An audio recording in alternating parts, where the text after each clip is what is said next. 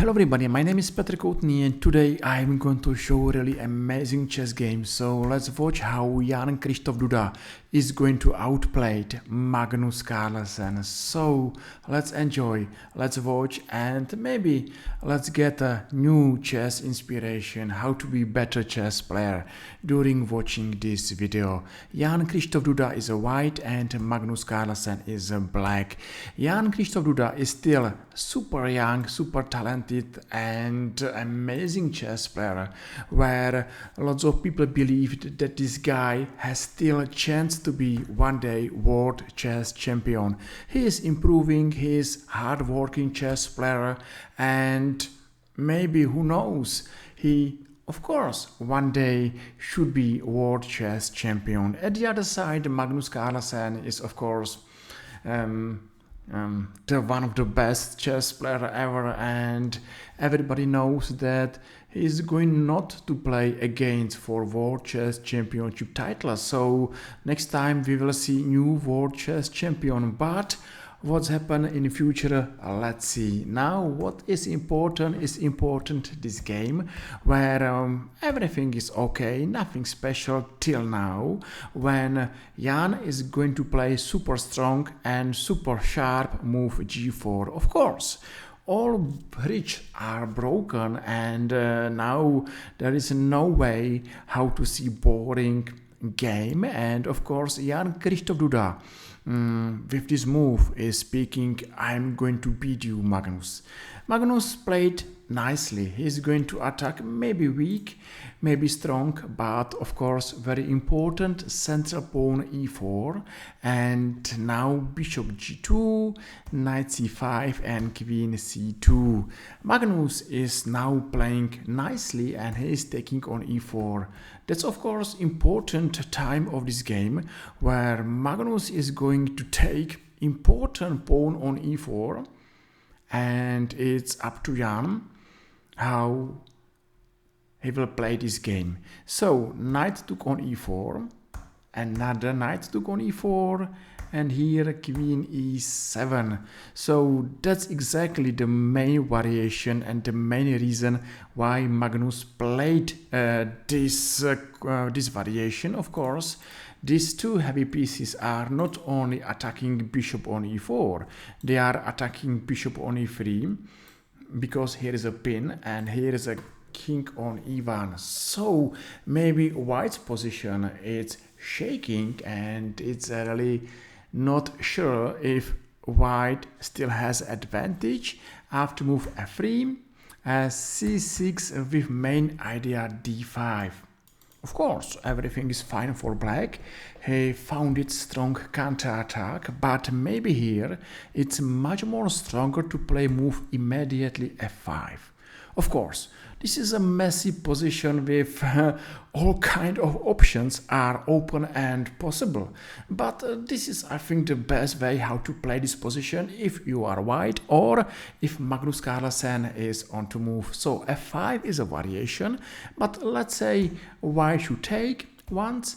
Here long castle, and here finally black is taking piece back, but his king is under attack, and here rook g7. That's a very important move because we will see similar move in our game. So rook g7 is a good idea, good to remember. And giving g7, white should take on e4 and double edge position. I don't know what to think about this position, if black is playing for advantage or white has a super strong position. That's a big answer for top grandmasters. It's only up to your feeling if you are likely to play this position for white or for black. It's about your experience, chess power and knowledge. I think that yes, this is a double edge position with chances for both players. But let's come back, because here after queen e7, f3, c6 happened, and now queen b3, f5. We are nearly in the same variation, so white took on f5 and he is happy to open g file. G file is important because if you believe in attack and here of course white will go for long castle.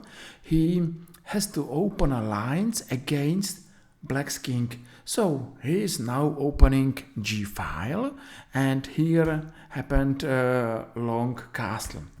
Maybe it was interesting to take once on f5, and now only long castle with a really sharp position, and this position is shaking and everything is possible because black's king is opened, it's naked, it's without defenders, and it's weak. But of course black's counterattack is strong, and e file is very important. So still a very sharp position where I believe that both players are playing for victory, and everything is possible and open. But Jan played a short castle, long castle of course, exchange, and now he took on g7. That's a really interesting move and interesting exchange sacrifice. Maybe it's much more about feelings than a right strong calculation, but of course white is winning some interesting tactical options and possibilities, mainly because this king on h8 is weak for both sides, and white should attack him over dark squares, and because black is now without dark squares bishop, lots of dark squares are weak, and of course this king is little bit weak. So a mistake happened immediately, where the best move is to take by a queen. That's the best move, and no doubt that this is only one move. But Magnus took by a king, and this is a mistake. So check makes sense, and c5 make another sense, because here Magnus missed a really strong answer, and that's why I'm enjoying this game, and that's why I'm sure that you are going to enjoy this game as well. So if I'm right and if you're right, feel free and press like and press follow and be our new follower. I think that that's a win-win business. So because Jan played knight b5, and wow, that's a move, and that's the story of this game. Knight b5 looks like this move it's not working at all, but it's working, and I'm going to show you why this move is working. Say black is taking on b5, check on d5 makes sense, and okay, bishop e6 or another defending queen e6. Okay, so first bishop e6, check on h5, check on h6, and of course here is big surprise for black, and this is a checkmate. So that was the first variation. Let's see second. After queen e6, check, still the same check.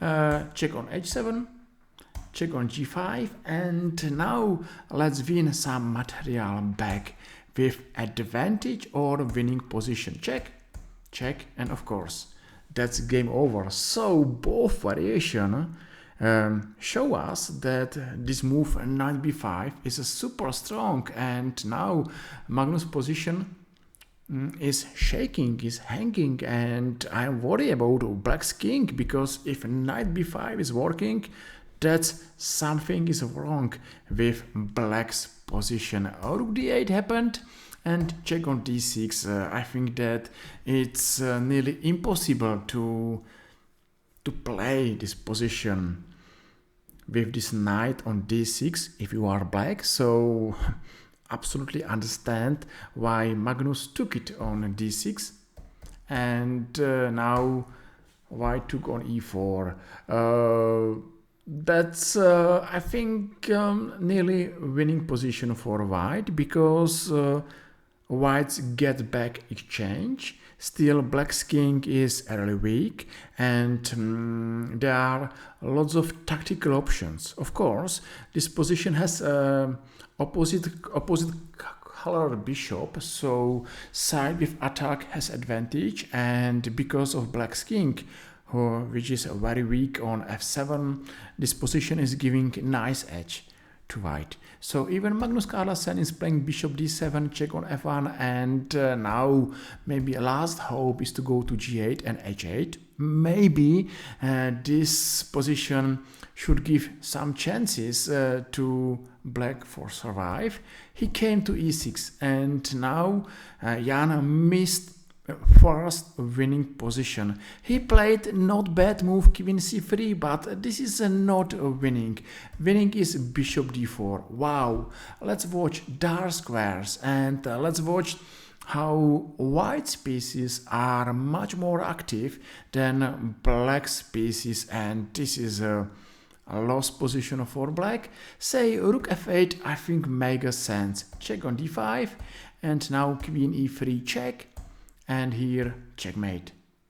Yes, it's not a surprise that black is facing huge difficulties. His king, his pieces, and everything is terrible weak, and there is no counter-attack. So black is suffering this position, and of course I'm sure that white is enjoying. But that was a first winning position, and Jan missed this position. Of course, as I told you, this is only the rapid game, so not enough time to see all variations, and not enough time to believe that maybe this variation is the best. So queen c3, okay, rook f8, and now check, and rook e1.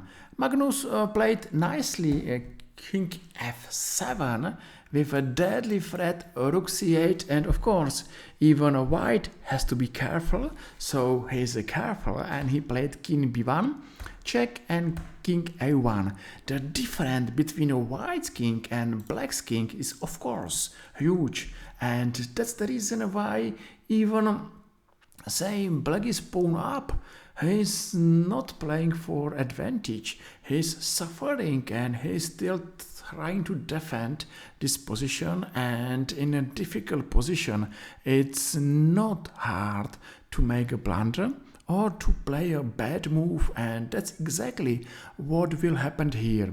Maybe yes, engine will survive, and maybe engine, if he's black, is going to win this position, because engine never ever will play a blunder. But we are only human, and even Magnus Carlsen, one of the strongest chess players ever, will not be able to save this position, or say he will not be able to play this position without any mistake. So rook c8 happened, rook c4 still he's playing nicely, and now rook e4 great, and now b6 great, and now king e6.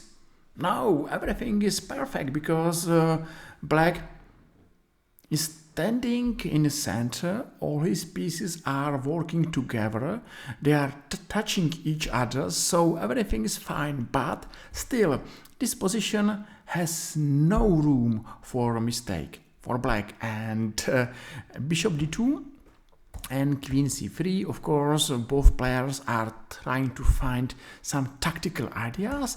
Rook c4 and check, and now rook took on f5. That's a mistake because of check on h1, rook e4, and rook d5, and this is the most important time of this game. One move is winning for black and one move is losing, and that's exactly what's the difference between lost and won chess game. If you are playing football and you are losing 5-0, you still have a chance to win a match. But in a chess, if you are playing blunder, you're losing, unfortunately. So here, this move is a winning, and this move is losing. That's so funny that left is winning and right is losing, and now Magnus, unfortunately for him, played losing move. Why? Another move is a winning. Say, okay, took on e4, and I don't think that here white has any chance against Magnus Carlsen to save this game.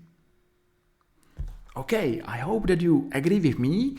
And Magnus played king e6, but queen b3 is the different, and that's another tactics. And maybe here everything change, because what to play?